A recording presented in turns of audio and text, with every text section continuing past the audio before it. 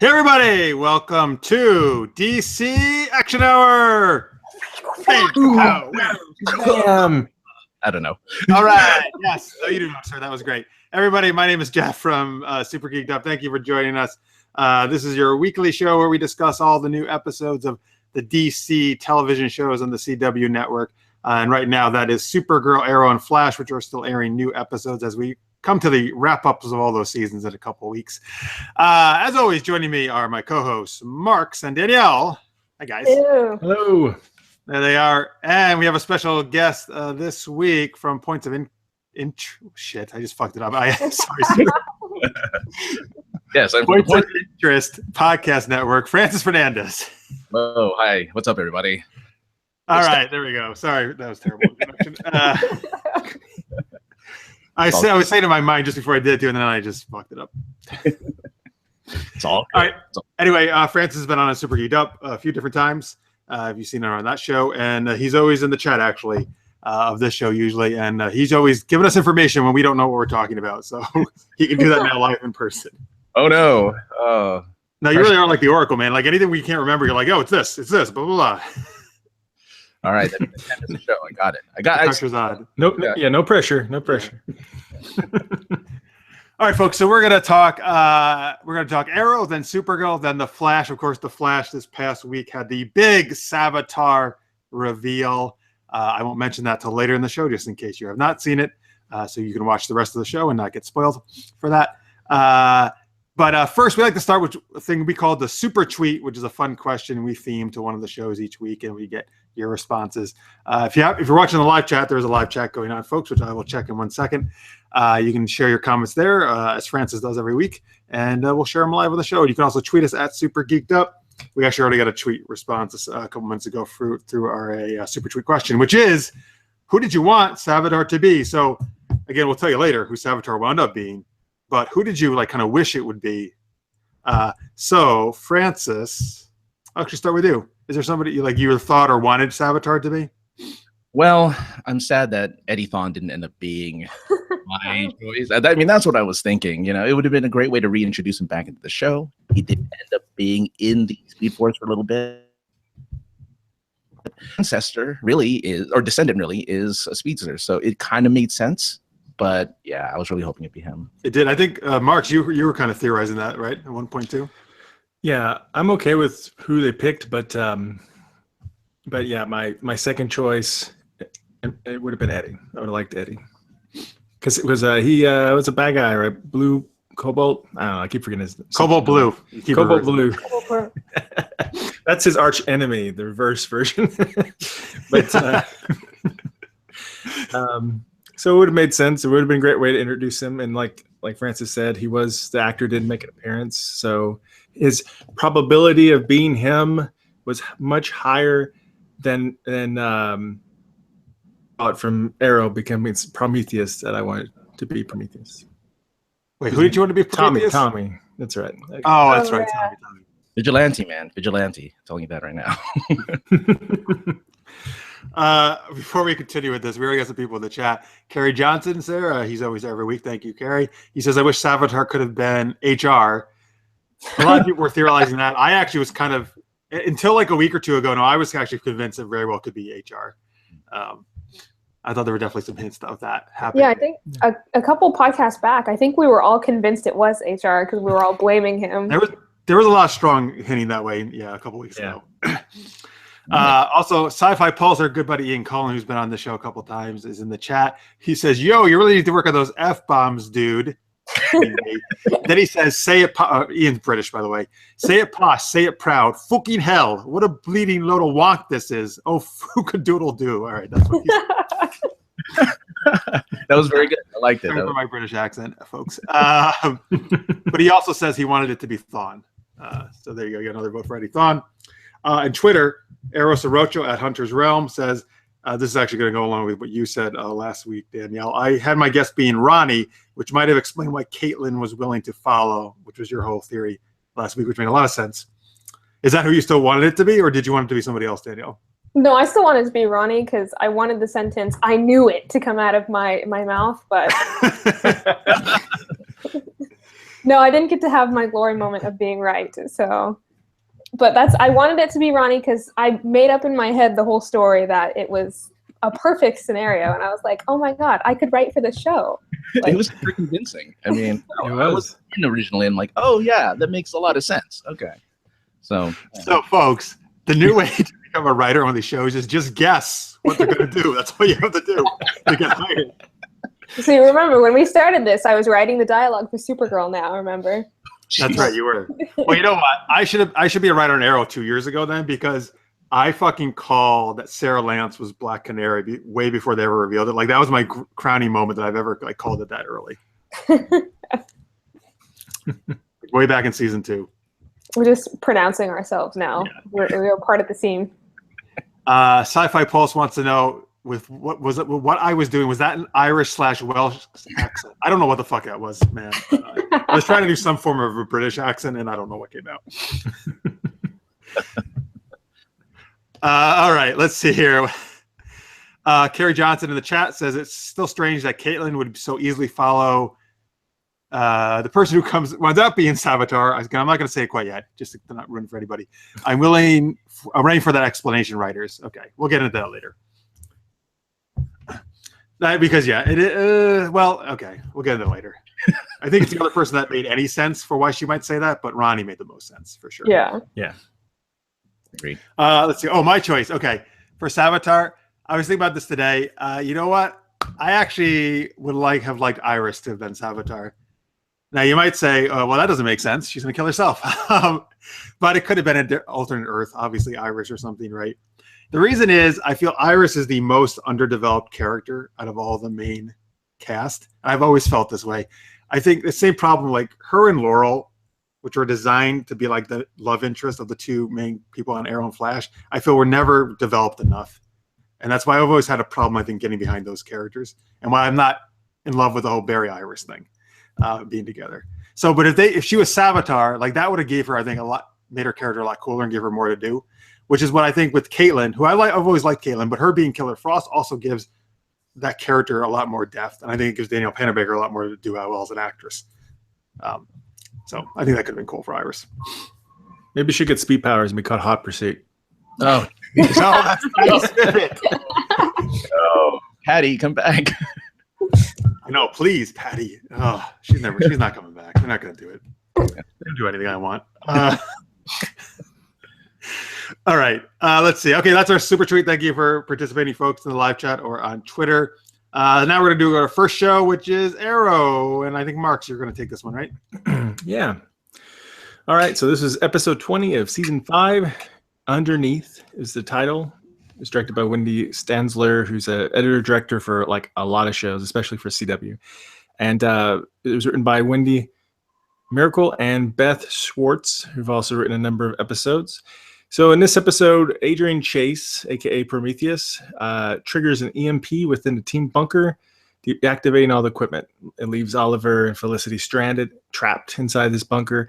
And also Felicity rendered paralyzed because of her chip was also short-circuited. So now Curtis learns something's wrong, informs the team. They're able to get Diggle and Lila to agree to put their problems aside to help out with Oliver and Felicity, and also get help from Argus. And in the bunker, after a few failed attempts, that ends up getting Oliver injured and methane leaking in the bunker. They're quickly running out of time before they die. So eventually, between them doing some stuff and Team Arrow doing some stuff, they're able to get him out. And at the end, we see that Chase has tracked down Oliver's son, William. And also, we do have flashbacks in this episode, unlike the last episode. But this one's like during the period of like after Dark's death, after season 4, where Curtis kind of arranges a little surprise time together with Oliver and Felicity, and they end up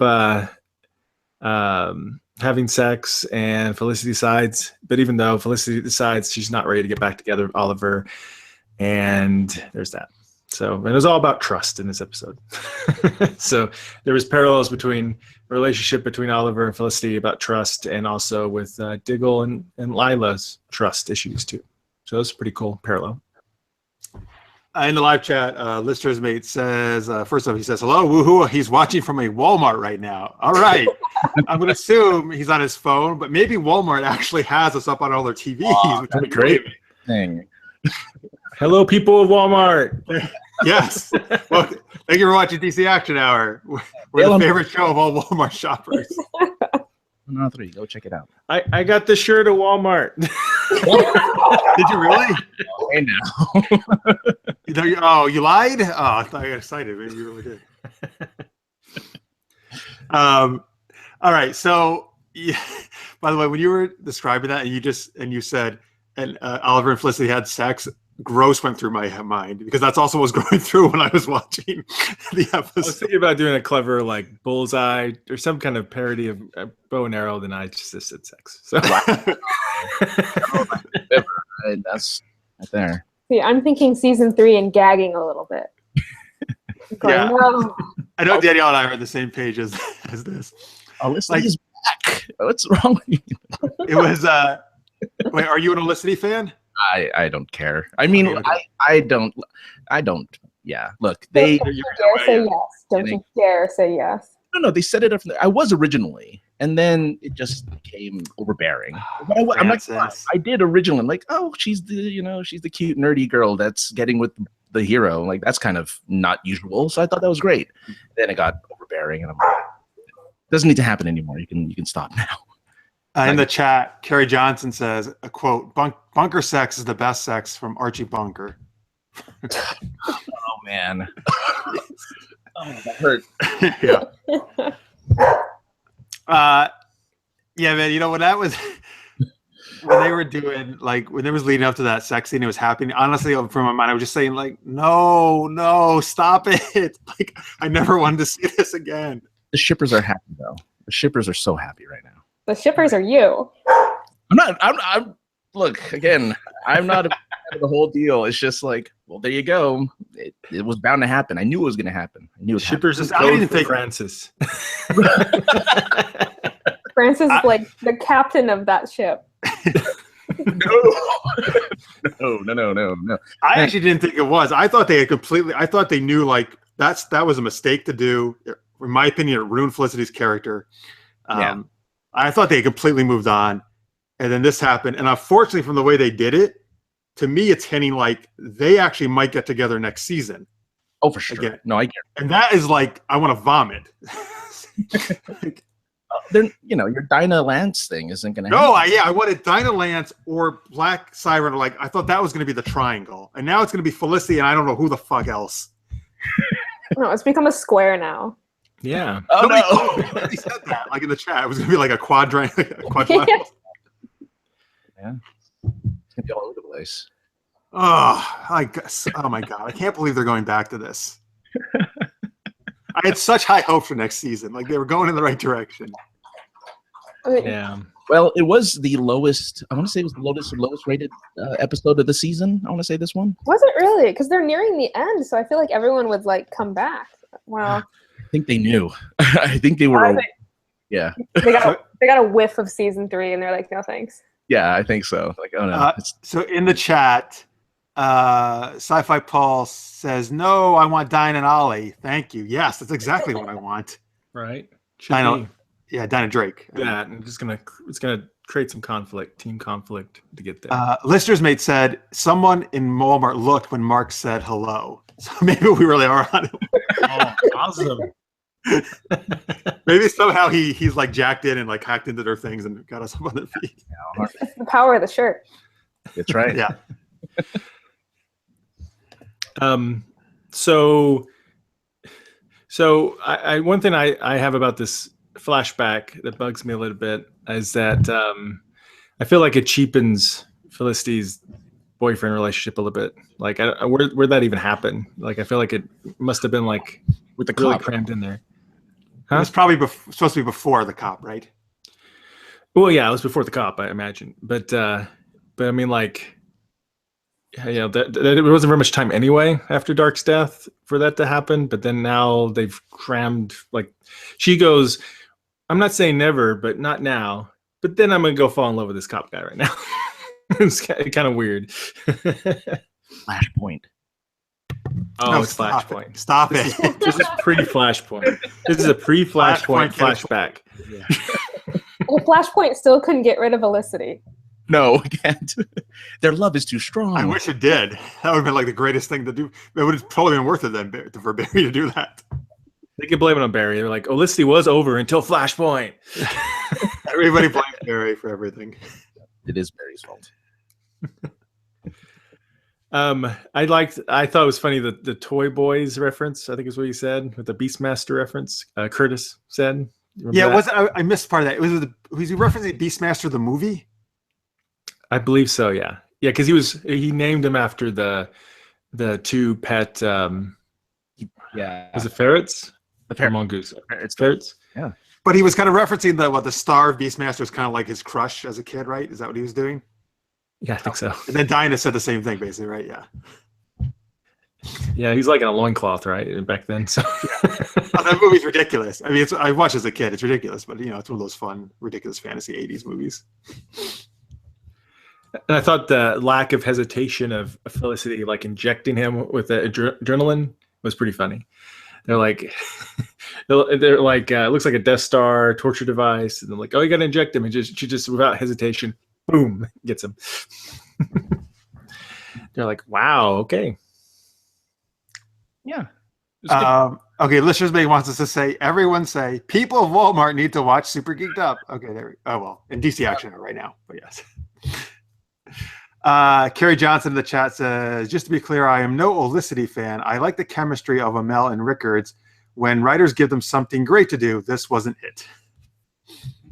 I think this was what we were saying last podcast too. I think we were saying they should dive back into that friendship and that relationship they had before season 3. And I think we were hopeful because we thought it was going to go back to that this episode. And then they gave so many hints, and I don't know what they're doing with it. So I'm super disappointed. Yeah, I was not hopeful for this episode, actually, because it was just going to be those two in the bunker, and it turned out to be, yes, what I feared. I mean, they did show in the coming up next episode they were on top of each other. So, I mean, it was bound to happen. But I don't watch any of that shit, see, because I don't want to know. Like, I never watched the... Yeah. Yeah. But, yeah, no, it was kind of a character-building moment for at least Lila and John, right? Like, they kind of the hatchet a little bit, so that was good. That was. And I like how... Like Lila made a great point. I feel like you guys lock people up, and you and Oliver, and you're always cool with him. But like, why is it not cool when I do it? Which was a good point. However, I would have also liked if Lila could kind of admit maybe she's not 100% cool with what she's doing, because she's all about like, yep, I'm totally fine. Whatever I do, I'm going to do it again, and it's totally cool what I'm doing. Well, not really. Like, there's a lot of gray area but everybody's doing, to be honest with you. Yeah. Well, she believes she's doing the greater good, Yeah.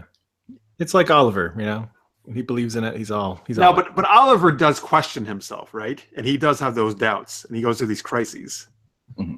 And if he didn't, like, and if Lila keeps going this way, I think it's going to be a very slippery slope where she gets like real bad real fast, like crosses the line. Could be. Be good drama. Yeah. It would be. Okay, I like Lila. She's cool. She's cool. And she souped up the T-Sphere. Well, that's another thing. Like, basically, like, yeah, they're just gonna. They're cool with her stealing whatever she wants from them and just doing whatever she wants. And then they're like, whatever. It works. You made it better. All right, fine. Yeah, that's all right. Like, yeah. I mean, they didn't mind. I don't know. There was a scene though with John and Dinah where I was thinking, is this going to be a thing?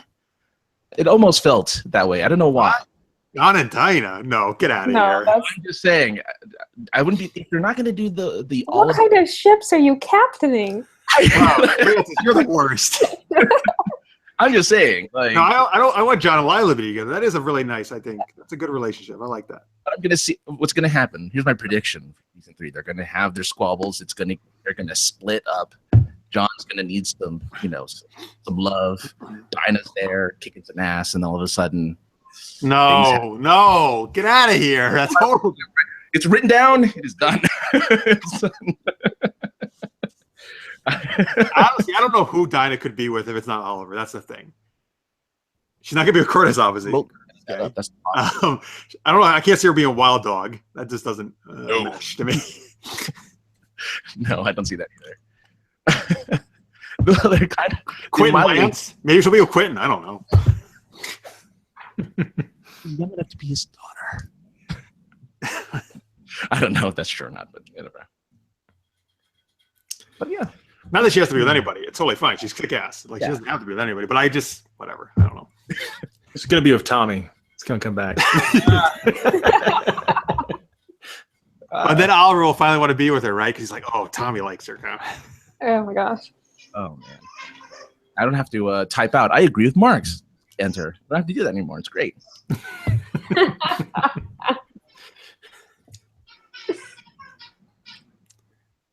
All right. I don't know. What else are we going to talk about in this episode?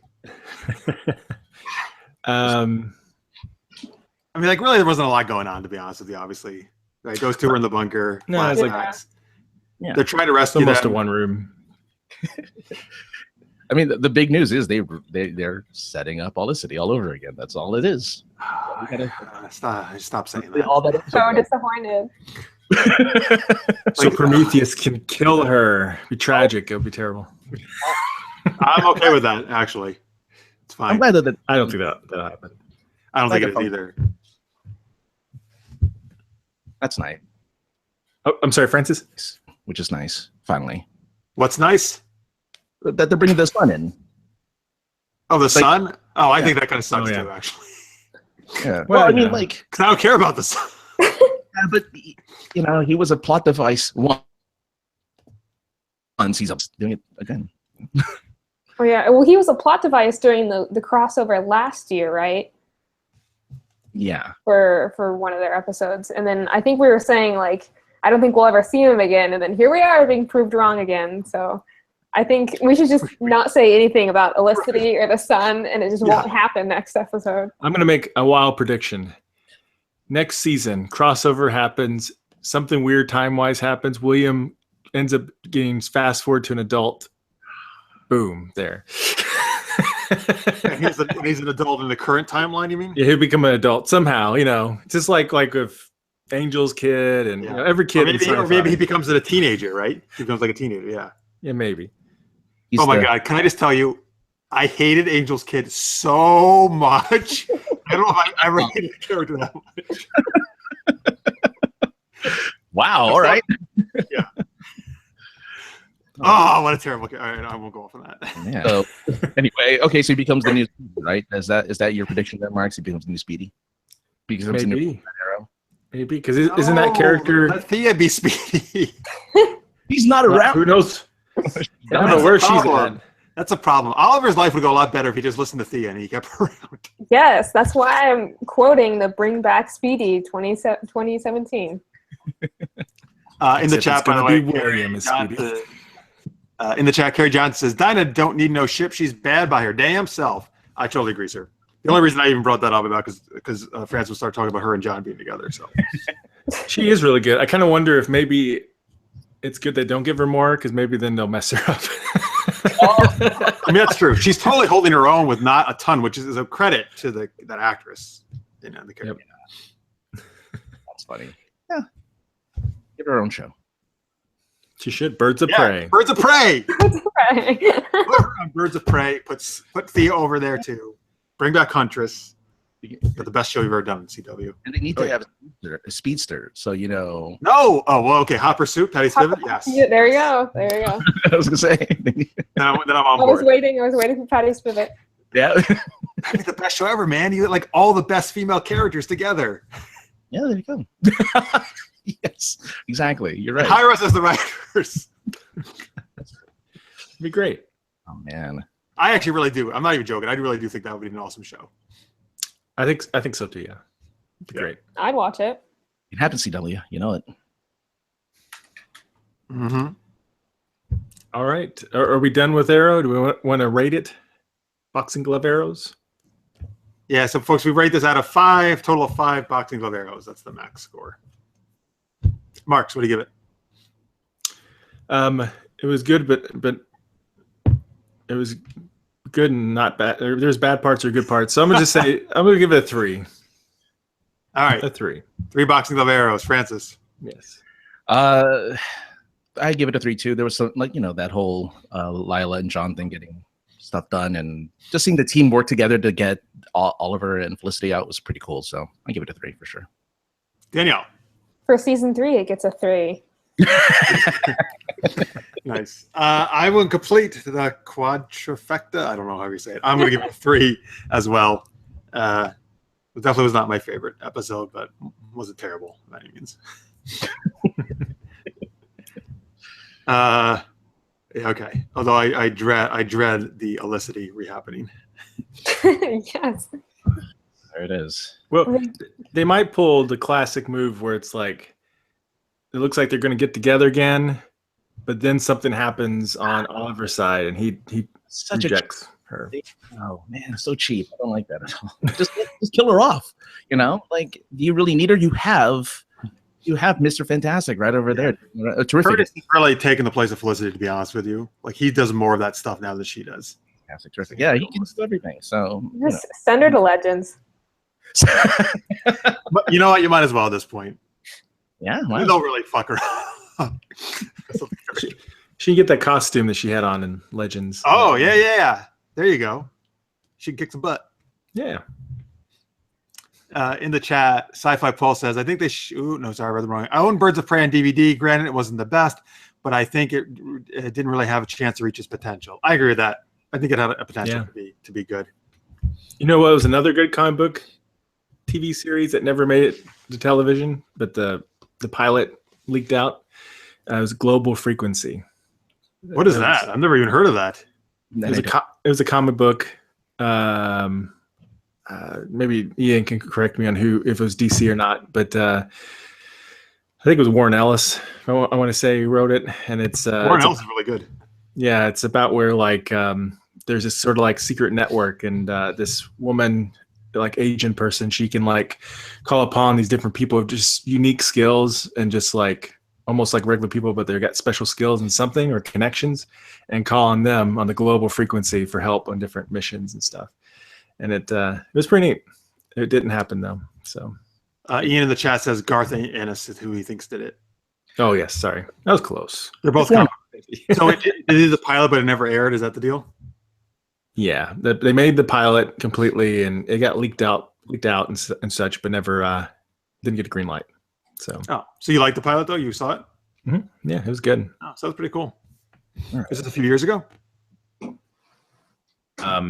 Decade ago? Yeah. Whenever.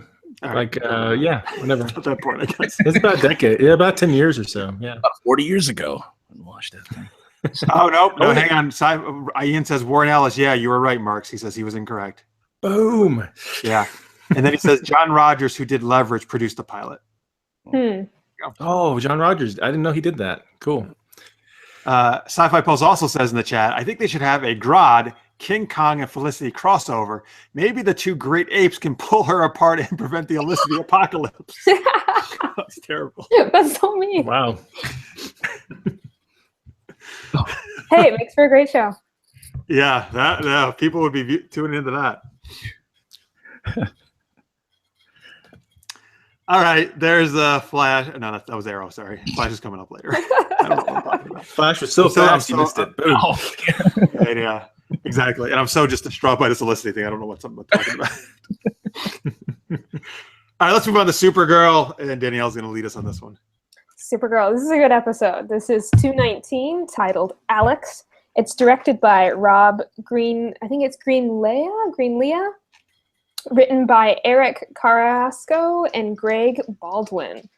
And this starts out with Alex is abducted by a person who demands the release of Peter Thompson, who is serving a life sentence for several felonies.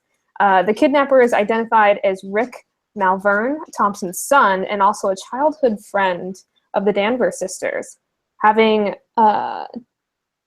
found out Kara's alter ego and his own, Rick is captured and taken to the DEO, where a game of cat and mouse breaks out as Maggie and Kara struggle to get Supergirl and Detective on the same page. Finally, after they figure out their stuff, Kara and Maggie manage to rescue Alex in the nick of time before drowning. Meanwhile, Rhea gives Lena the schematics for a high-technology device for transporting matter. Lena soon figures out that Rhea is an alien and becomes angry, but Rhea still manages to convince her to keep working with her. So I think this was an absolutely awesome episode for Supergirl. Not only the storyline between Alex and Maggie, but we're starting to learn more what Rhea wants and how this season finale is going to play out. So what did you guys think? I actually wasn't as high on it as you. Really? Yeah. There were parts I liked a lot, and then there's other parts that didn't work as well for me. Felicity put him in a bad mood. No, I watched this before the Arrow. I always watch Arrow last because it's the last one that comes out of the week.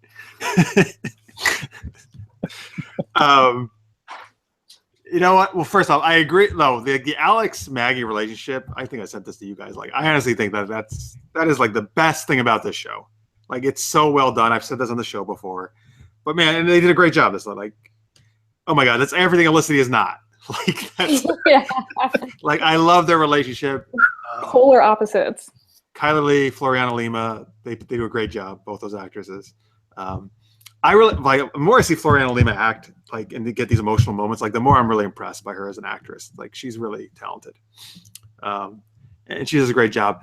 The villain, by the way, what's the guy's name in this show? The one who was trying to blackmail him. Oh, the character's name is Rick Malvern, who was the childhood, I think, boyfriend of Alex. Oh yeah, at least friend, right? Maybe. Yeah, because they were on that beach scene where. Yeah, I don't know if they were his friends or boyfriend. I think Alex was trying to get with him, but he wasn't about that life. Oh, well, that's fine. You learned she wasn't about that either. Anyway, I loved him, man. I thought that actor did a great job. Like, this guy was like, I like villains who are like are really smart and like he was always like a step ahead of them, right? And he planned everything out. And he wasn't fooled when John tried to like masquerade, as his father. Like, he was really cool. And I bet he's just a one-off, and they're never going to bring him back. But I wish they would. I guess what I didn't like is that I felt Kara was really dumb in this episode, which has happened in the past. She seemed very out of character for Kara for this episode. I understand, like, because it's her sister, that she's very emotional, and that can lead you to do things that don't totally make sense and just rush off. Like, I totally understand that. I get it. But I don't know. Like, Maggie was always trying to do the smart thing, even though she also had a very strong emotional connection and Kara was just like, blah, screw you, Maggie. I'm going to go smash it in over here and fly off and do whatever I want and basically fuck everything up. Like, she kept doing that till the very end, right? I was just like, oh, come on. I think the only thing that made me kind of raise an eyebrow was when they finally found Alex, and there was like this minute that they held on them. I mean, if it was Kara, she'd be like full force going towards that, trying to break the glass. And there was like a minute where they kind of like held the camera and they were just like staring at her sister drowning. And I was kind of like, why don't just go? Just stop staring at her. She's drowning.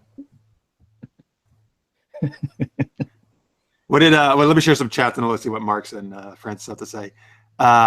Let's see here. Sci-Fi Paul says, I'm with Jeff on this. I feel the villain was a bit disappointed. What? A bit? Oh, then you're not with me. I like the villain.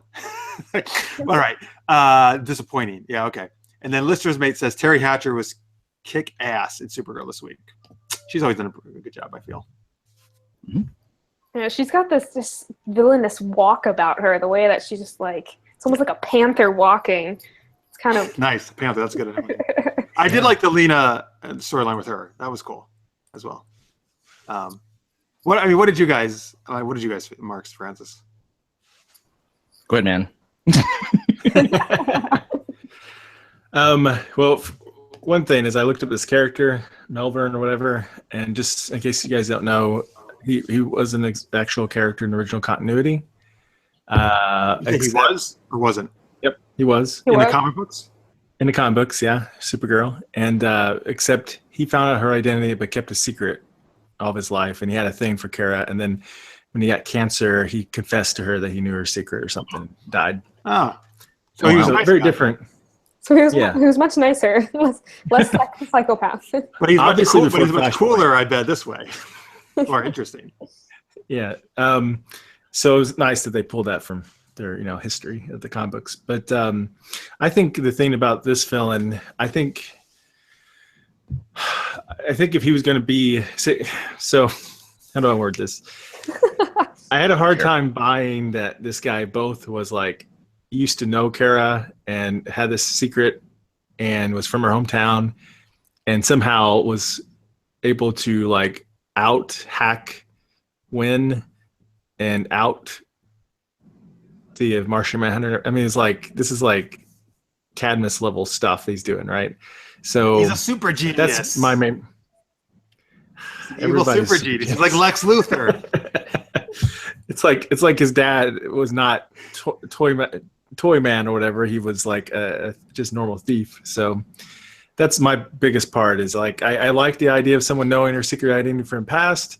I like someone using her identity against her, but like if he had like somehow joined the DEO and got all these skills, because apparently everybody there knows her identity, and then used it, that would have been a little bit easier to buy, then.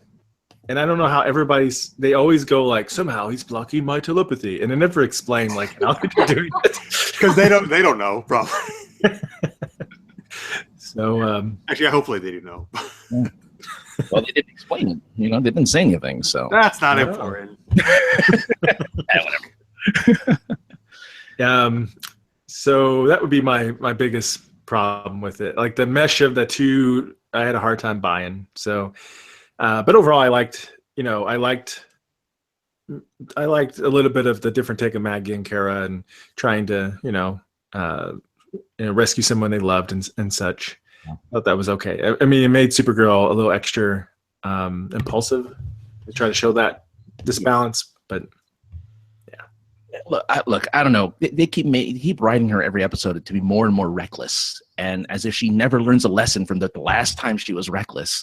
She doesn't. She still thinks she knows better than everyone else, even though there's been a ton of episodes where they're like, you might want to stop and listen to us for a second. We kind of know what we're doing, and I think that's my biggest issue. Is like she's so different from season 1 Kara, where she was humble and she was cautious about her powers. Now she's just like, I can fly anywhere, I can do anything. And it's just like, whoa, slow down there, Kara.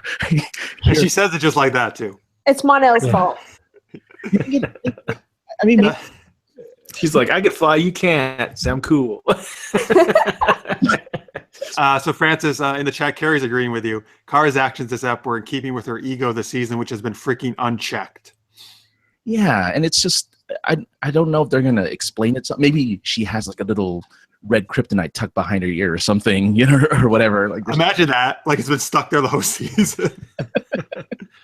And that's why she's the way she is. But I don't know. It just feels, she's really, I used to love watching the show because she was kind of it. And now with her continuing to do things without thinking and putting other people's opinions who she used to trust in the back burner pretty much every episode, it's just like, what's your point? Like, everyone else is the hero and you're just kind of there to punch things. It's kind of really lowering her stature as a hero. But overall, I mean, yeah, everything else is fine, I think. Lena's just flip-floppy. I don't know about her. She freaks me out. It's it's funny that you say that too, because we started out this season with Mon-El and Kara being like, you're being reckless, you can't just do this and that, like you need to be more careful. And it's totally flipped the switch now. So now it's like, what are you doing? And like Mon-El's just eating pizza and taking pizza and making breakfast. Breakfast. There you go. It was great. Yeah. He sort of turned it into I'm just here to be her boyfriend. He's the comic relief for sure. Oh, for sure, yeah. Oh yeah, when they're sitting at the table eating pizza and he's like, well, as a superhero myself, I find it better that we punch before we talk. And just everyone's just sighing and rolling their eyes. I'm sorry, go ahead. Something cool about this episode too, though, was watching Alex in her training. I mean, to dig out her credit card and take apart that camera to make her tracker work again. The coolest thing I thought was the pants thing to like do the life jacket. That was pretty cool. I never would have thought about that. She pulled out some Navy SEALs. Oh, that's some good training right there. Yeah, no, that's true. She shows her skills and that she's a valuable member, and she's just not a gun for hire. So that's good. Yeah. Let me share some stuff in the chat. Sci-Fi Paul says the Maggie stuff was the strongest part of the episode for me. I'll agree with that. Kerry Johnson says, I like the little nugget with Lena joining Rhea's cause because Kara wasn't there to help counsel her. More seeds of issues between them is good drama. Yeah, I agree with that. Like, I think that's definitely going to happen. And also Sci-Fi Paul says he wants Maxwell Lord to return. He was an awesome villain. I've also been saying that. I totally agree. Maxwell Lord was awesome, and I that sucks that they just totally dropped him from the show. He could be a new romantic interest for Lena. Yeah. Dude, that would make total sense, actually. They're both really smart. They're both really rich, right? Yeah. That would play for sure. For sure. I mean, she's a series regular next season, so. Yeah, bring him back, man. So good.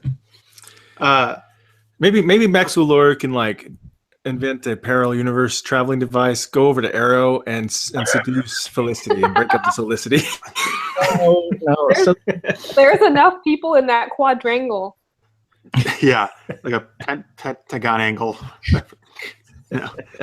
Or maybe he'll come back and he's so arrogant that Carl will be like, oh, wow, I've been being too arrogant. I'll stop doing that now.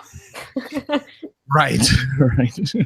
Yeah, it seemed like It seemed like in season one, a big theme with her was building confidence, being confident in herself as a hero, compared to her cousin. In season two, it feels like her flaw, whatever, is this pride thing. It's come up so much that surely the writers know. I feel like it just came out of nowhere, though. Like, she was perfectly fine being humble and beating the bad guy before, and all of a sudden she's like, I'm the best? I don't get it. Like, it's really strange.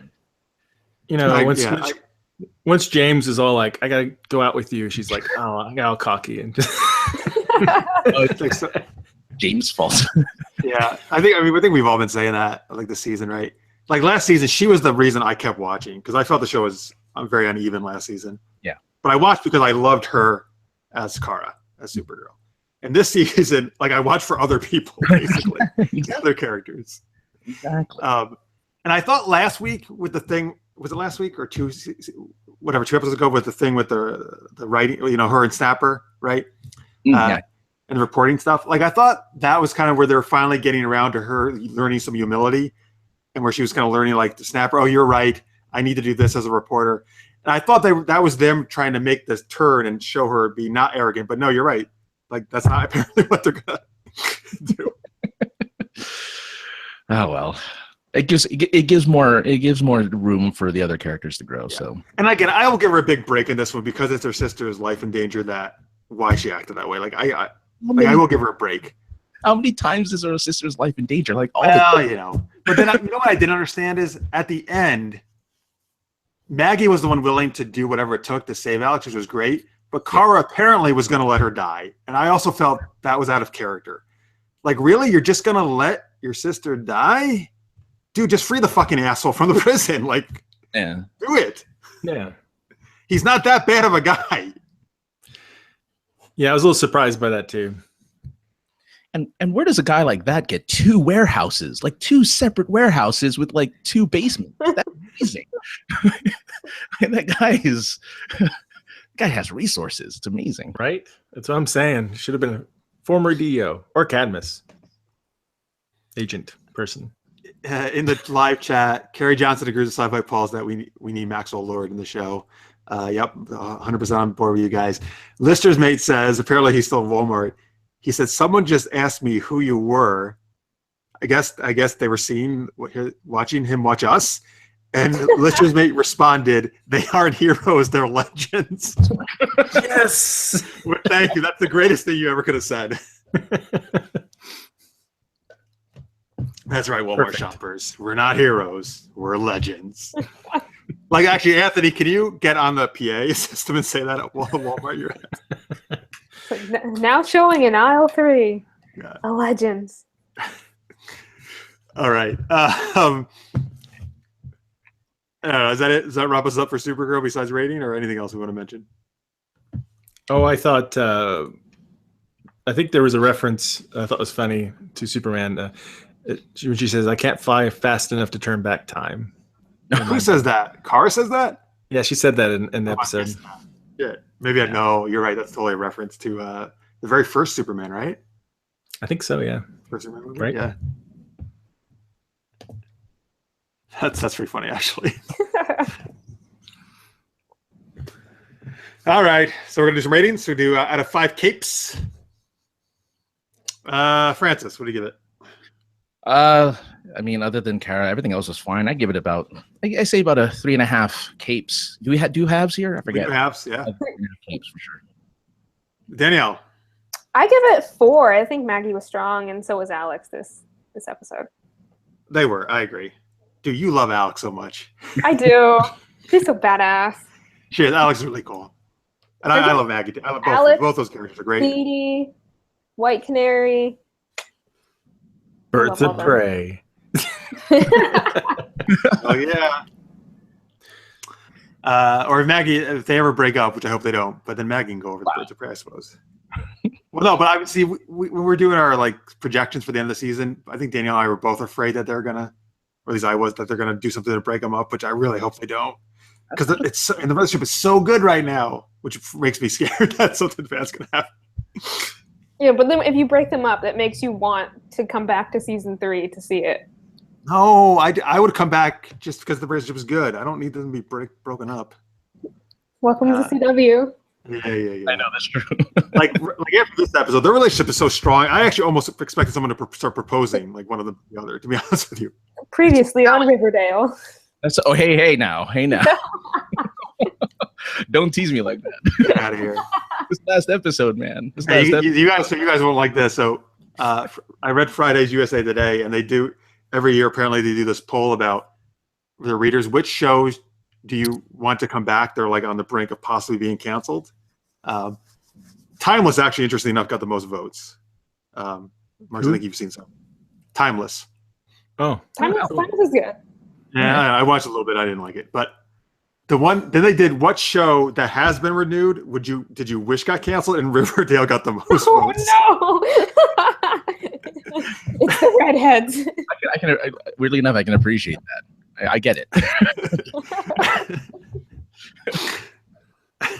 Yeah, and I did not vote, guys. I did not vote in this poll, but I was 100% behind that. Like multiple accounts of Jeff. Yeah, I was like, I hacked in. I was like, Oh, man. All right. Oh, wait. So sorry. Who haven't marks? You have to give your rating, right? yeah. I'd say 3.5. 3.5 capes. All right. Yep. I'm gonna give it 3 capes. Wow. How could you people? Look, it's really it's Kara, man. Kara, they gotta just get her back to first season, and then we'll be fine. Like Kara's Alex and dragging Maggie, it I down. agree. They're the best part of the show. Cars Every dragging time- it down. Every time I hear the words, somehow he's blocking my telepathy, and they don't explain it later, it loses half a point right there. Boom. Agreed. I can see you tallying too, like ding. Oh, there's another one. In the chat, DJ Bowen, I think it might be a new viewer. Thank you for watching. Says, I think her getting cocky, totes based on RL. I've met plenty of my time would get big heads after small wins. I want to see more Superman alumni brought in. He or she also says. Cool. All right. Thank you for watching. Sci-Fi Paul says he'd rather watch Sense8 instead. Well, that's a good plug, actually. Sense8 just has a new season now on Netflix, which I haven't seen. But the first season, if you haven't watched Sense8, folks, one of the best shows that's ever been probably on TV. It's what's up there. So, anyway. a little known fact.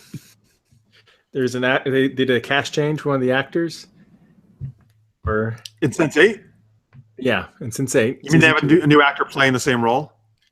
They have a new actor playing one of the characters from the previous season, and he was in a web series that I directed. So Reality on Demand he was in? no, not Reality Man. There was another called Book of Dallas. Oh, yeah. Yeah, he was in that. So Nice. it was a fun surprise. So I have to tell me later who he's playing everything of. cool. All right, so that's it for Supergirl, right? That is it. Mm-hmm. All right. So now we're going to go to The Flash. And Danielle, I know if you might have to scoot out of here, you can just do that at any time if you need to. Okay, I'll just salute when I gotta go. Right. Yes, that's right. You forgot. You Just didn't do a salute at the flash. beginning today. I know. I let Marks do my salute today. Okay. There can only be one salute. Sorry, I didn't mean to steal your salute. You're fine. She'll survive. All right. So The Flash, this episode was called I Know Who You Are. It is the 20th episode of season 3. Written by Bronwyn Clark, Joshua V. Gilbert. Sorry, those are two separate people. And Joshua V. Gilbert. And directed by Henel M. Culpepper. All right. So in this episode, in the previous episode, when Barry went to the future and met his future self, he found out there's a scientist named Tracy Brand who was responsible for, I don't remember exactly, but she created something that helped them finally trap Savitar, right, in the Speed Force. So when he goes back, when Barry's back now in the present, they're going to try to find Tracy Brand in the present day because they think hopefully she can create this thing earlier and help them defeat Savitar. So they go to some university. I don't remember which one it was. You guys can let me know if you do. But where Tracy Brand is a doctoral student, and they find her burning all her research because her dissertation was declined. So that's not what they expected. And then Killer Frost. So Caitlin is now Killer Frost. She shows up and tries to either capture or take out Tracy. And Barry dives in the way. He basically dives in the way of her blast like a million times during this episode. Because that's all he can do apparently to defeat Killer Frost is get hit by her icy blast. But anyway, they do manage to rescue her. And they take her back to Star Lab and they kind of explain to her what's going on. And she's kind of freaked out by that, obviously. And she kind of runs away. But luckily, HR, who is quite smitten with Ms. Brand, goes to find her and talks her into coming back and trying to help them. Meanwhile, Joe and Cecile are getting a little more serious in their relationship. And Cecile drops the I love you bomb, which Joe kind of freaks Joe out because he's not sure if he's ready to tell her all about the secret lives of Barry and Wally and all that stuff. And so he decides, well, I'm just going to push you away. That's a good idea instead. Of course. Yeah. Yes. And let's see here. So I'm trying to think if I'm missing anything before I get to the big part here. Actually, Killer Frost then kidnaps or takes Cecile hostage and says, you got to turn over Tracy and I'll give you Cecile back. And they go there. Barry wants, they managed to take, that's right. Sorry, this is the big other thing I'm missing. Cisco was hesitant to use his full powers against Caitlin because she's his best friend and he doesn't want to hurt her. And so Julian is kind of confronting him about, dude, why are you holding me back and all that stuff. And finally, Cisco does let loose and knocks out Caitlin. And but Savitar shows up and whisks Caitlin away. And but then they save Tracy. And then Joe finally realizes he just needs to be honest about everything with Cecile. They get back together. And then Joe says something. I'm not going to remember the exact line, but it's something about like if you don't have love, how you turn out differently. That's kind of the gist of it, right? And that makes Barry finally realize, oh shit, I know who Savitar is.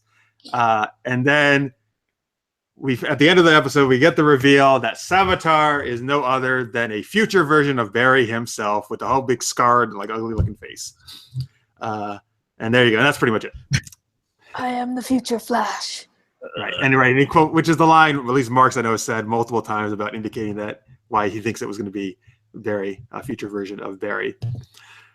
So in I already share right here in the chat, Sci-Fi Pulse says, I thought it was a great episode. I love the Killer Frost stuff. They should keep Caitlin as Frost. She's so much hotter as the badass. You know what I will say though, that was a pretty hot and awesome costume she had on, like this episode. It was, yeah. The makeup's really cool. The props to costume design and hair and makeup. DJ Bowen says, I'm watching because Francis said I had to. Oh, good job, Francis. Thank you. And then he or she also says, chicks dig scars. Okay. I'll say it's he. Yeah. It's what? Sorry, Francis, I missed that. Oh, he's a he. Okay, thank you. He, all right. Is his name DJ? Is that what he goes by? All right, I'll just keep going. Okay, it should be AJ, but that works. All right, I don't know. Well, he's going under an alias. Sorry. Maybe he is a DJ. Yeah, there you go. There he is. DJ AJ. Carrie in the chat says Killer Frost in her ice slide was boss. The vortex takeoff she did was badass. She was very much doing a very Iceman, yes. Sliding thing. Yeah, the sliding It was thing. cool, but the only thing I said was it's one of the few times I could totally tell it was CG, and that always throws me out of the episode when I know they're not real people and it's CG. Usually they're really good about it because they're speeding so fast you can't tell, but I was a little confused what was happening in that scene. Like, was she chasing him or was he chasing her? That was a little he was confusing. trying to cool lure her away for some reason so Cisco could get set up to blast her, which he totally failed miserably at doing. I think, well, she was chasing after HR first, and then I got confused after where she was going after that. I guess she was coming back to them or coming back to Cisco, because I think she probably knew in her head like he wasn't going to do anything to her. So I think if he went after Cisco, then Barry would have to come back. I don't know. She was having a good old time sliding on ice. I think she's just easily distracted. Saw a squirrel right under the squirrel with the left. Like, she just couldn't focus on anything. But I do love this ice. Killer ADD Frost. Exactly. I mean, look, every ice person has this cool like surf ice powers. I love it. Like, I think I wish I had that actually. But no, it was a nice little action scene, even though the CG was a little evident. But it's nice to have those. The slow-mos were cool too. I think the coolest thing on the episode was Barry's like snap of the fingers, like the lightning bolt with the fire. That was kind of cool. His firestorm moment, not firestorm moment, heat wave moment. Yeah. Yep. No, I agree. So all right. I guess we'll talk about the reveal. What did you guys think about the Savitar reveal? For me, unfortunately, since there's been so much speculation on this show as well, that it was a very anticlimactic for me because so many people speculated it was a future version of Barry. Look, I'll go first. I was happy with it overall. Please do. It'll matter what's going to be the judging. What will really matter in the long run is how they explain it. Yeah, and how it's going to make sense. Francis, we'll go ahead. It's Earth 34 Barry, probably, or something like it's Earth 17 Barry. Because why? He pretty much made himself then, right? Like that's what we're saying is he went back to the past, future, killed Iris, then got evil, then became Savitar. I mean, like it just doesn't make sense. None of it makes sense. And the fact that there was a chance when Barry met himself to kind of save emo Barry from being evil. Nothing ever came from that, even though it seemed like, emo Barry's a good guy again. That far in the future, that doesn't make sense. Like, why is he setting up his own evil demise? Like, why is he setting up his own evil empire, I guess, as Savitar? Like, what's the purpose behind that? And it's got to be a really good explanation because all he had to do to prevent being Savitar was not kill Iris. Like, all he could have done was just like, oh, you know what? Felicity is over here. I'm going to go kill her. And then there you go. Like, problem solved. But instead, he went and killed the one person that would make him evil. What's the point? Like, why did he do it? It doesn't make any sense to me. And so I'm just, unless they come up for a convincing argument. Well, is it an alternate Earth Barry who did lose Iris or someone in love that turned him evil and then wants to take away Iris from all the other Barrys, maybe? That makes sense to me. Like, that makes more sense to me than I'm the future Barry. No. If you knew this was going to happen, just stop it from happening. You'll be fine. Yeah. See, this is the whole confusing part because it's Barry with Iris is the whole reason he's trying to keep her alive. Why would he kill her in the first place? It doesn't make any sense. And like Mark said, I think it's not going to live up. It's going to be disappointing unless they explain it well. And I put a poll up on Twitter asking, was it an amazing reveal or was it disappointing? And over 200 people, 61% said it was amazing. So I think they're waiting for that explanation. And I think the time travel and the confusing, I think they're going to do Legends on this where it's going to be disappointing because they just can't figure out all the confusing weaving in and out they did. Well, speaking of which, I did read somewhere that the voicemail that he left Captain Rick Hunter, that little message of saying, "Don't trust me, I'm from the future," they're saying that's connected, like tangentially to the whole Savitar thing. So yeah, I think we spoke about this too, and we were wondering, why does this message matter? I mean, it doesn't really make sense, but now it does make sense because it weaved into you can't trust anybody, even me, meaning emo Barry, meaning other Barry. And with that, I will leave thoughts for everybody else. All right. All right. Yes. A good salute. But I will see you guys next time. Alrighty. All right. Cool. Thanks, Daniel. And we'll keep talking about Flash, so folks, you can keep watching and sharing your thoughts in the chat. All right. Let's see. In the chat, DJ Bowen says, Bizarro baby, Barry, question mark, not baby. Sorry. Bizarro Barry, question mark. Yeah, from what little I saw of Evil Barry, the actor's doing a really good job with him. So he looked very, like his facial, how he holds himself and everything's very different dramatically. Mm-hmm. Oh, yeah. Grant Gustin, great. I mean, like the other episode when we went to the future, right? I thought he did an awesome job portraying the two different Barrys. Yeah. So I don't know. We'll see how they. Well, I mean, Mark, do you have like you always have things though? Do you have an explanation for how this Barry, like how this all could be working out? Yeah, Marks, convince me. Obviously, it's really Gorilla Grodd telepathically controlling the future self. I'm just teasing. That's what Lister's wants in the show. Yeah, he wants to be really Grodd. There you go. Well, I think it's going to tie into Flashpoint because it makes sense with the theme of it all. So somehow that has created him, and it makes sense how he has some kind of bond with the previous timeline because of his creation of Dr. Alchemy and giving people powers and stuff from the previous timeline. Oh yeah, or the Flashpoint timeline. Yeah, so a good point. I was thinking about the Flashpoint because this could be the Barry from that timeline who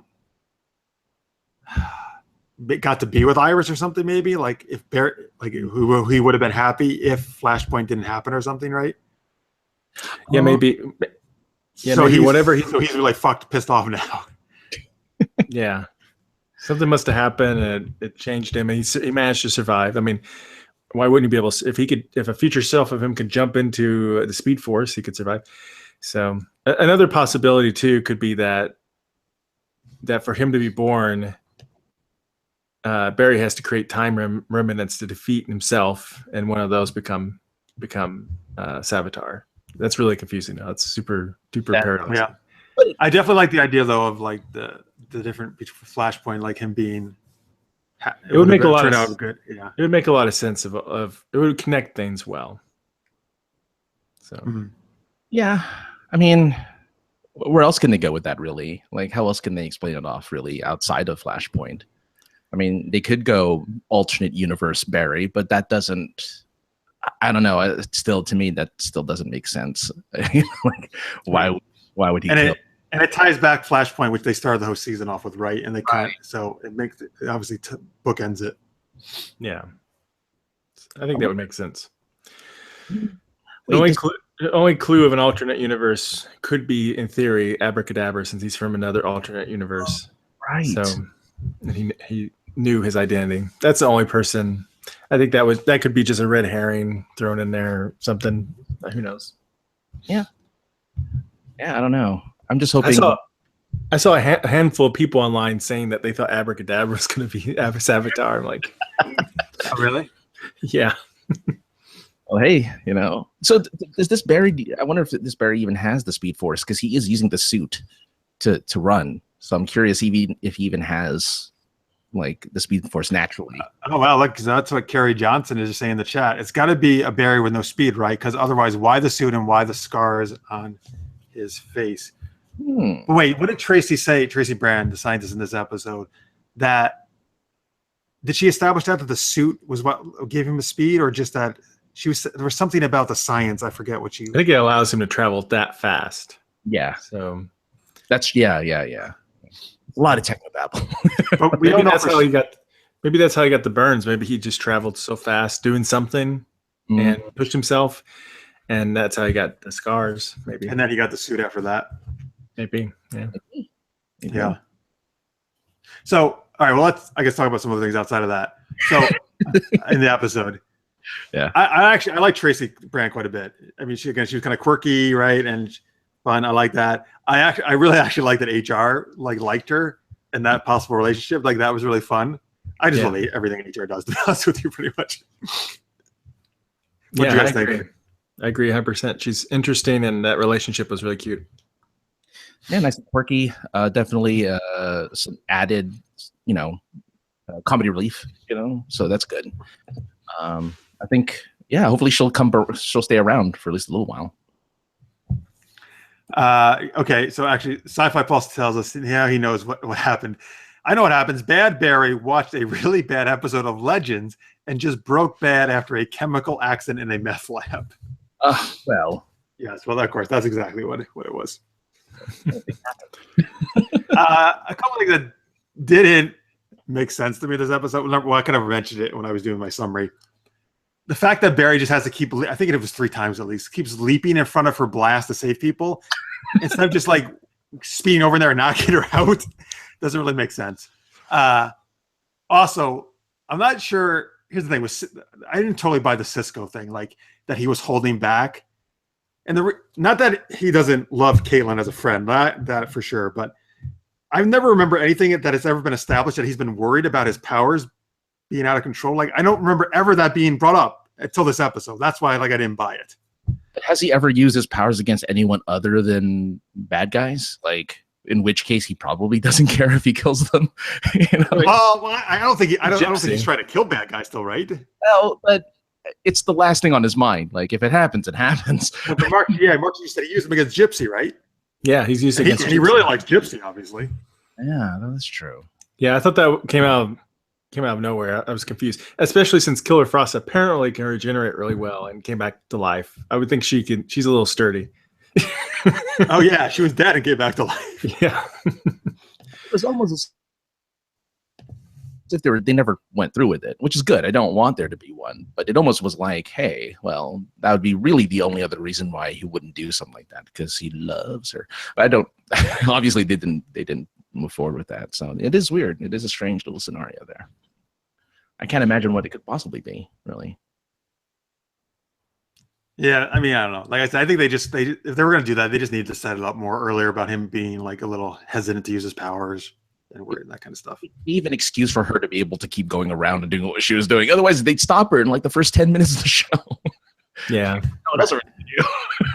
We already stopped her. All right, well, let's just walk around for a bit. So I guess it was a way to kind of elongate that whole thing. I like how Killer Frost can leave the room and Flash goes after her and can't find her. It's like, well, maybe because Savitar whips in and takes her away. That's why. Oh well, that's possible. I accept that explanation. I mean, I do think it kind of makes sense. I don't know. When she does freeze Barry, that her cold powers can kind of slow him down or immobilize him. That does kind of make sense to me.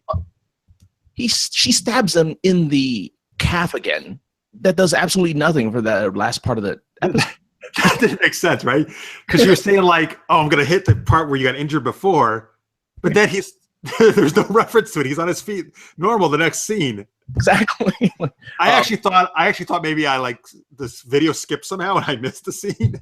It's like, oh, all right. Well, thanks. Thanks for the injury. I didn't get that either. Yeah.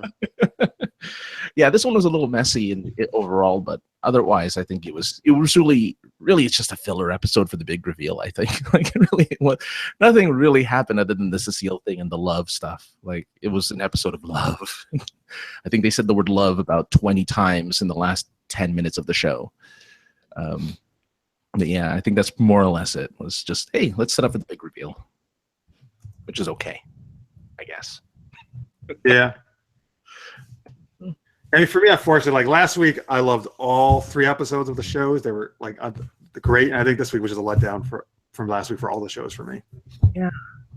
Which is unfortunate with the ramp up to the finales. I mean, they have 3 more episodes. Like you can't be disappointing now. You got to keep you got to keep people interested.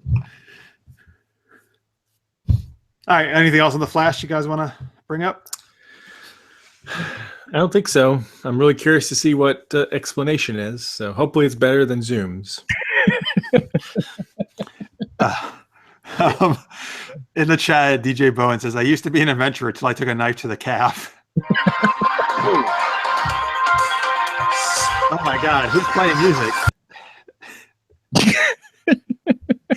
Is that your theme song? You know it's marked for his. You know it's marked for his guilty look on his face. Who did that? What's it going on? It was Savitar sped in and played it on your machine. Sorry, I was trying real quick to see who Tracy Brand was, and something happened. Oh, geez, dude, I can tell you that right now. I got the IMDb page up. Yeah. Fuck, I did have it up, and now they're not telling me in this thing. I'll go check in a second. In the chat, though, what was I going to share in the chat here?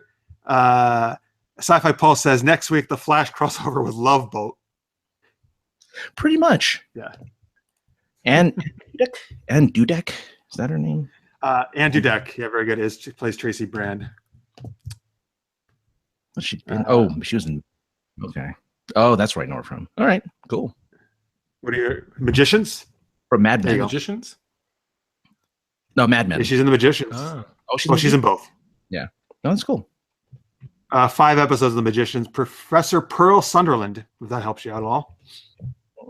No. Oh yeah, I think I don't know if Mark's. I thought Mark watches it. I've seen season 1. So Too much TV. Okay. It's a lot. All right, we're gonna rate this out of 5 lightning bolts. Marks, what do you give it?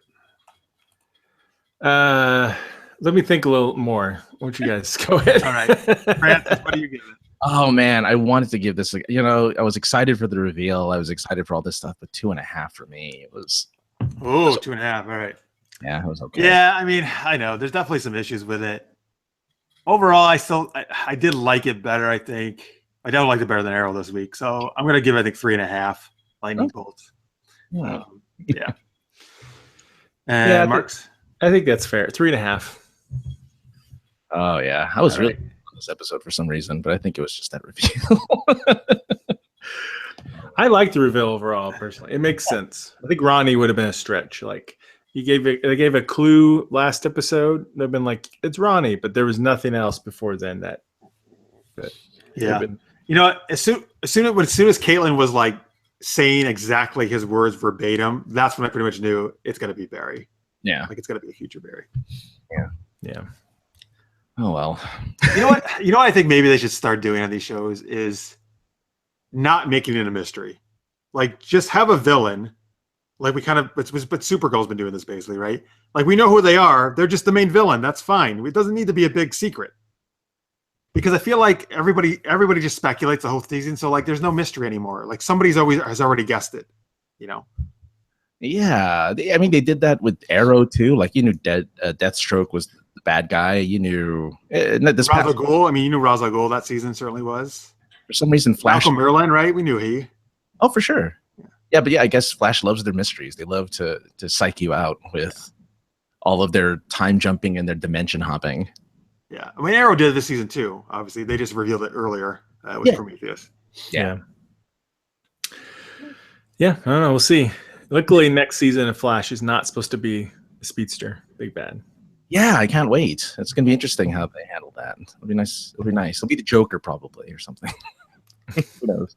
Probably not the Joker. So here's some stuff in the chat. Sci-Fi Paul says, I think the mistake they have made is revealing the villain way too late. Okay. Yeah, that's a legit point.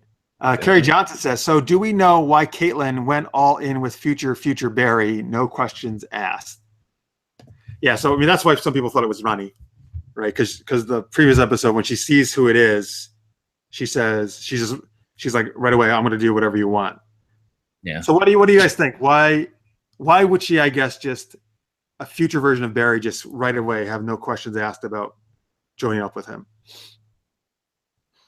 I think it's because he's from the future and knows exactly what's going to happen. And he promised her powers, and she's seen it in action. She's seen him give powers to other people.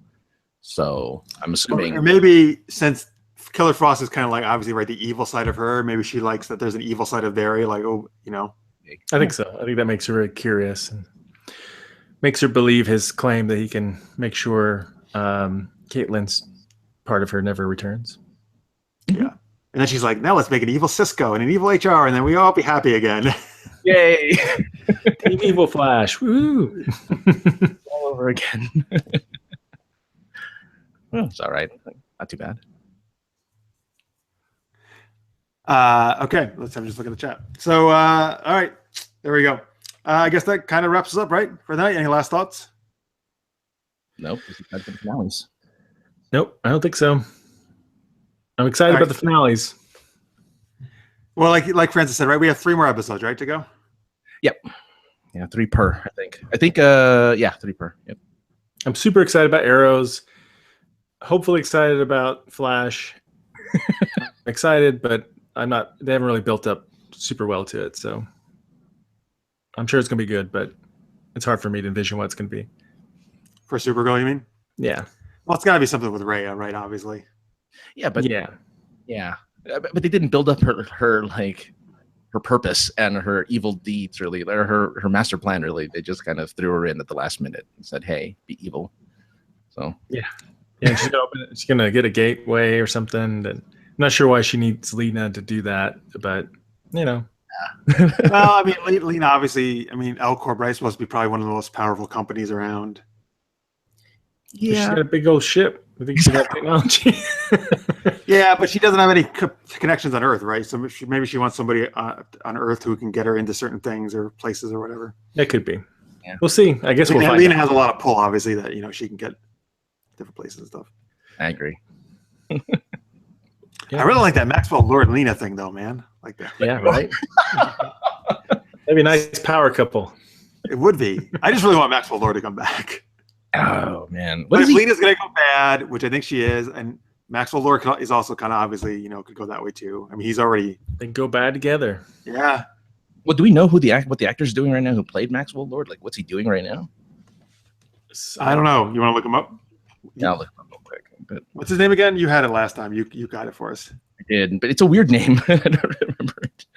It was such a strange. And Sci-Fi Paul says Lena Lord. It would be so Marvel sounding. He says like if. Well, she would keep her name, I think, though. She'd still be Lena Luthor. Probably. Let's see here. And Kerry Johnson says Rhea's team up with Lena is like Zod and Tess Mercer's in Smallville. Oh. I forgot Tess when Zod teamed up in Smallville. You watch Smallville, right, Marks? Yeah. I like the character of Tess a lot, actually. I thought she did a really good job. It was because it wasn't easy to come in and replace Michael Rosenbaum as Luthor, basically, which is more or less what her character did. I know Maxwell Lord was a character in Smallville for a couple episodes. Oh yeah, yeah, didn't know that. And he definitely is a very well-known character in their comics, right? Oh yeah, I liked him a lot. Whenever the character created the Justice League International, so it was a pretty cool run. It went dark though. I don't know if you know what Maxwell Lord did in the comic books, but shit! Wait, did he kill somebody? Yeah, he killed Blue Beetle. And then did Wonder Woman kill him? Yeah, that's right. I forgot about that. Because that's right. Because they went really dark. I was like, why is Wonder Woman killing people? Wow.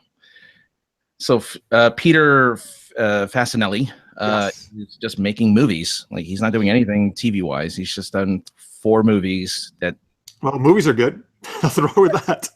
Yeah, but I'm just saying, like it's I've never heard of them. Whatever, like they'll probably be. I'm sure he would be happy to come back to Smallville. Supergirl. They just haven't written the character this season in, unfortunately. All right. Oh, you guys know what? So thinking of DC stuff. You know what I finally saw this last couple of days? I started watching some of the Justice League Action animated episodes. Have you guys seen any of those? No. Any animated series? No. Is it any good? It's really good, actually. First off, Justice League and Justice League Unlimited are probably like my favorite animated series of all time from the early 2000s. Oh, I love those. They're so well done. These are really good, man. They're like half. They're like about 12, 13 minutes. They're like kind of half of what a normal episode would be, or a little bit longer. But they're really well done. Like they're you know what I really like? They're fun. Like they all have like this fun vibe about them. Like Firestorm is super funny in this. They use him a lot. It's Ronnie Raymond, Firestorm, with Professor Stein. Okay. Kevin Conroy is voicing Batman once again, which he is just the best who's ever been Batman. Sure. Mark Hamill does the Joker. I haven't seen the Joker episodes yet, but they got a really good voice cast, and yeah, just like they're doing. It reminds me very much of like the kind of the older Justice League, that series. I would recommend checking it out. They're doing a good job. Check it out. Too much TV. It's not Cartoon Network, but I mean, you can obviously catch it. I liked Young Justice quite a bit too. Yeah, I never saw that. It was the best Aqualad ever. Oh, jeez. That's saying something. Is that saying much? That's saying a lot. No, he's actually a really, really cool character in there. Yeah. So, I mean, yeah, Aqualad normally is like throwaway character, but this one's pretty cool. He can make like blades have water and a whole bunch of stuff. Oh, that's pretty cool, actually. So just he needs to change his name from Aqualad. Right? Yeah. It's the 40s, man. What can you say? Is that what he was created? Probably. It sounds like one of those 40s, 50s era Silver Age. I mean, Aquaman is pretty old, right? Aquaman. Yeah. Yep. All right. I guess that's it for the night, folks. Thank you very much for watching. If you're watching live, we always appreciate you guys chatting away there. If you're watching in post, we love that as well. You can always tweet us and post at Super Geeked Up. Thank you very much to Francis for being an awesome guest co-host today. And Francis, why don't you tell people where they can check out the other stuff you're doing?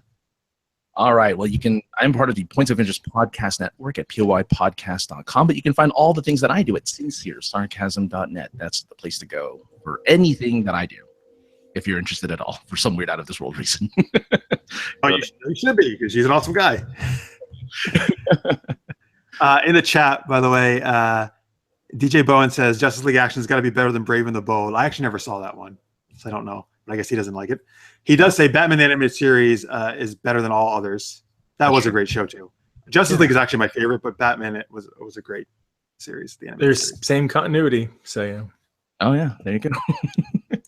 Yeah, like Batman, Superman, and Justice League, they all were right. They were all basically in continuity with each other. Yep, exactly. Because like Bruce Timm, basically, he did all those shows. Mm-hmm. The Timverse. Yeah. That's what they call it, isn't it? Yep. Kerry Johnson says the comedy in Justice League Action is great. I agree, sir. I laugh out loud almost every episode. Like, it's really well done. It's good writing. All right, let's see here. Marks, where do you where can people check out you? You can find me over at markspile.com, where I co-host the podcast GenreTainment and also talk about films and books that I'm working on. And you can find me on Twitter at Mr. Marks. All right, so I got slightly distracted because Carrie just posted in the live chat. Get to Twitter. Gal Gadot just dropped another Wonder Woman trailer. So there you go, folks. You can go watch that right now, I guess, after we end this show. A new Wonder Woman trailer. Actually, only a month away now, right? The Wonder Woman movie, I guess. About. Yep. It's coming up quick. All right. I can't wait to see Guardians. So good. Yeah. I'm done with Guardians. Oh, like Guardians? What? I know. I'm in the minority, man. Like, first off, I'm just kind of done with Marvel movies in general, I feel. I'm not going to get off on that tangent. Well, it's barely By the Marvel. way, they're much better than Space. DC movies. I will definitely say that, yes. Okay. Yeah, you know what? I think the Guardians is one of the most overrated movies ever. Everybody like raved and raved. That's the greatest thing they've ever seen. And I'm just like, yeah, it was a fun movie. And that's what it was. Like, it doesn't go beyond that. You'll hate this one because it's like they double down on the jokes and double down on the comedy. But here's the thing. Like, I don't hate that. That's fun. I mean, that's fine, right? Fun movies are fine, but I don't get why, like, oh my God, I can't believe they did this. It's so amazing. How could they do it? No, guys, it's just a fun movie. I don't know. I guess I just think people's like gaga reaction to it. I think you're racist to raccoons. That's what Actually, I have a pet raccoon. So oh, you do, really? No, I don't. I'm just kidding. Jeff? Gosh, you're a lying racist to raccoons. No, actually, I like Rocket a lot, actually. He's a cool character. He might be the best character in there, actually. Yeah. And Groot. And by the way, you're the racist one because he doesn't like being called a raccoon, so there. Oh. Well, I can't help it. He denies his origins. I don't know. He needs to deal with those personal issues. Let's see here. It's in the chat. Kerry Johnson says Guardians of the Galaxy Volume 2 was fantastic. Sci-Fi Pulse says first one was best, second one was, well, it was a fun movie. and then he says Rocket is the best. They need to DJ show Bowen says I went gaga for Pacific Rim. That's another movie that was okay, but They need to show Rocket's origin and show some of the other animals that get altered. That'd be kind of cool. There you go. oh, I didn't know there were animals that got altered. Yeah, I can't remember who altered him, but it was a whole experiment thing. They were altering different animals and escapes. Who's doing that? I don't remember who. Oh, okay. Yeah, that's why he's a genetically altered, raccoon. So uplifted, I guess you could say. Okay. All right. Here we go. I don't know what's happening there. Sorry. Uplifted is a sci-fi term whenever you give an animal human intelligence. Oh, really? Oh, shit. Look at that. We learned something new.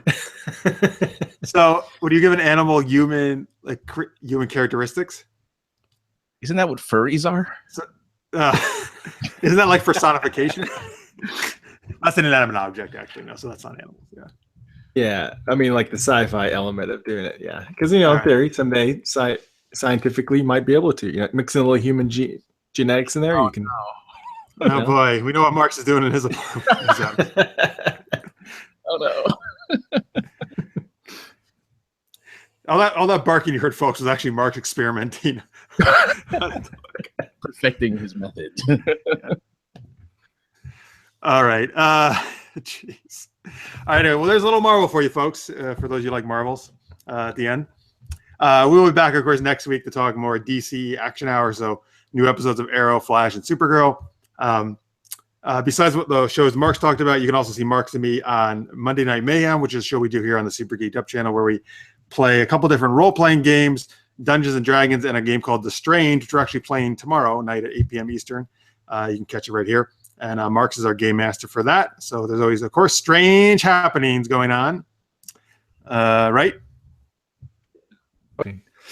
Oh, God. No, I don't. No uplifting going on in this game. Or uplifting. Actually, there kind of already is, to be honest with you. Because one of the races is very like dog-like humanoids, right? So. Yeah, there you go. Uplifting. Yeah.